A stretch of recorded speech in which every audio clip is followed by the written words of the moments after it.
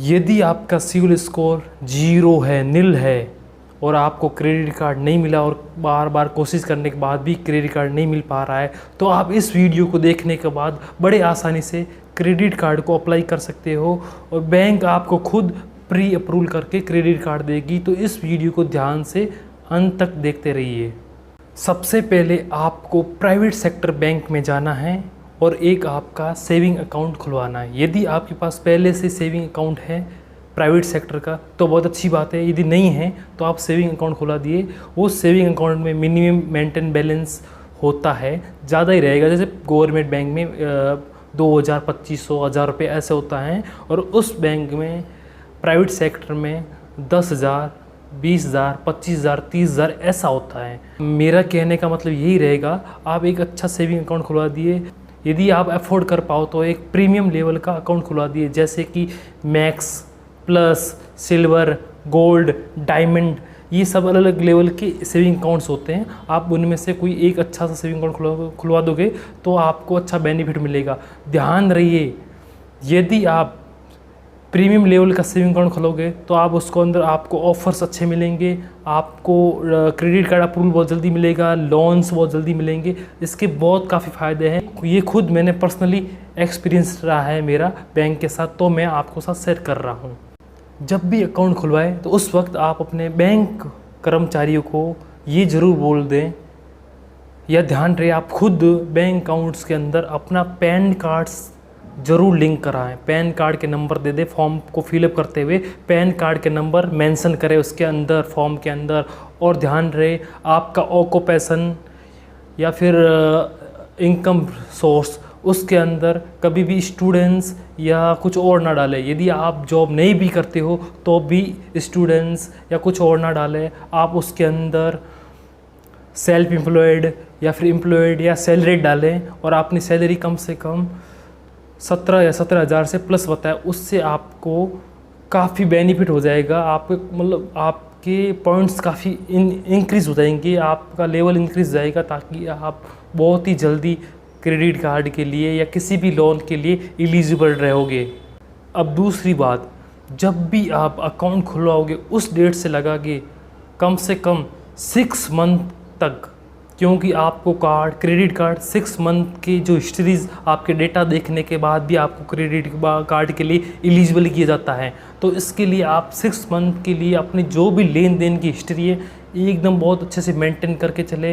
आपके अकाउंट के अंदर यदि बैलेंस को क्राइटेरिया मैनेज करने का, जो आपको मेंटेन करने का बैलेंस आपको 5,000, 10,000, 20,000, 25,000 बोला, उससे ज़्यादा अमाउंट रखें और आप अपन लेन देन की हिस्ट्री को एकदम से अच्छे रहें। आप जितना हो सके तो ज़्यादा से ज़्यादा लेन देन करते रहें। आप जितना होगे डेबिट कार्ड्स का मतलब एटीएम कार्ड से भी पैसे को विड्रॉल करें, ऑनलाइन शॉपिंग करें, पैसे को अपने घर वालों का पैसा अपने अंदर का अकाउंट में डाल के घर वालों के वापस अकाउंट में सेंड कर दे। ऐसे करने से भी आपकी हिस्ट्री अच्छी बनी रहेगी, उससे बैंक वाले आपको देखते रहेंगे ये अकाउंट एक्टिव मोड पे है और इस अकाउंट का लेन देन भी अच्छा है। उस हिस्ट्री को देखने के बाद बैंक आपको क्रेडिट कार्ड देने के चांसेस और ज़्यादा बढ़ जाते हैं।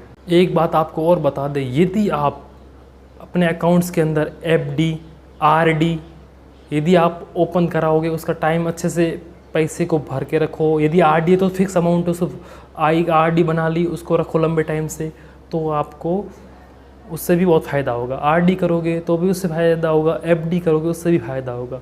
इसमें दोनों में से कोई एक करवा लीजिए, उससे आपको बहुत अच्छा फ़ायदा मिलेगा और क्रेडिट कार्ड बहुत जल्दी मिलेगा। आपको यहाँ पे क्रेडिट कार्ड के ऊपर इंटरेस्ट फ्री अमाउंट कुछ बैंक आपको 50 दिन के लिए देते हैं, कुछ बैंक आपको 45 दिन के लिए देते हैं और कुछ बैंक आपको 40 दिन के लिए इंटरेस्ट फ्री अमाउंट देते हैं। आप उस अमाउंट को यूज करके उस टाइम पीरियड के बाद में आप अमाउंट या टाइम पीरियड के लास्ट अंत वाले दिन में आप उसका पेमेंट कर दीजिए।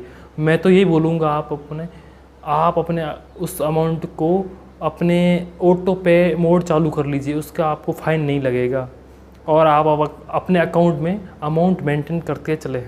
यदि आप मैंने जितना बताया उतना भी आप मैनेज करके चलोगे, जैसे हिस्ट्री आप अपना लेन देन की हिस्ट्री अच्छी बना दोगे, आरडी करा दोगे, एफडी करा दोगे, यदि इतना भी कर लोगे तो आपको क्रेडिट कार्ड मिले ना मिले, मैं गारंटी देता हूँ आपको बैंक अपने डेबिट कार्ड जो एटीएम कार्ड होता है उसके ऊपर भी ईएमआई की फैसिलिटी दे देंगे। और उस फैसिलिटी को लेकर भी आप अपना बहुत अच्छा फ़ायदा उठा सकते हो, ऑनलाइन शॉपिंग कर सकते हो, ऑफलाइन शॉपिंग कर सकते हो। उस अपने डेबिट कार्ड एटीएम कार्ड से भी कोई प्रोडक्ट खरीद के उसका अमाउंट किस्तों में पे कर सकते हो। उससे आपको क्या फ़ायदा मिलेगा, उससे आपका क्रेडिट स्कोर, सिविल स्कोर अच्छा बनेगा। यदि आप मान लीजिए आपने 1 तारीख से कोई प्रोडक्ट ख़रीद लिया, उसका अमाउंट आपको जो भी आपको किस्त की डेट होगी वो बोला होगा आपको 30 तारीख को पेमेंट करना है। यदि आपने 30 तारीख को हर बार 30 तारीख को पेमेंट करते गए तो उसके हुआ बैंक आपका जितना भी 30 तारीख को अमाउंट रिसीव करेगा उसके ठीक 2 या 3 दिन के बाद में आपका अमाउंट का डेटा सिविल स्कोर डिपार्टमेंट में भेज देगा। और सिविल स्कोर आपका डेटा आपके pan card history, income tax department pan card history में ऐड कर लेता है, अपडेट कर रहा। उससे क्या होगा, उस हिस्ट्री को देखते हुए आपकी सिविल स्कोर लेवल बढ़ेगा।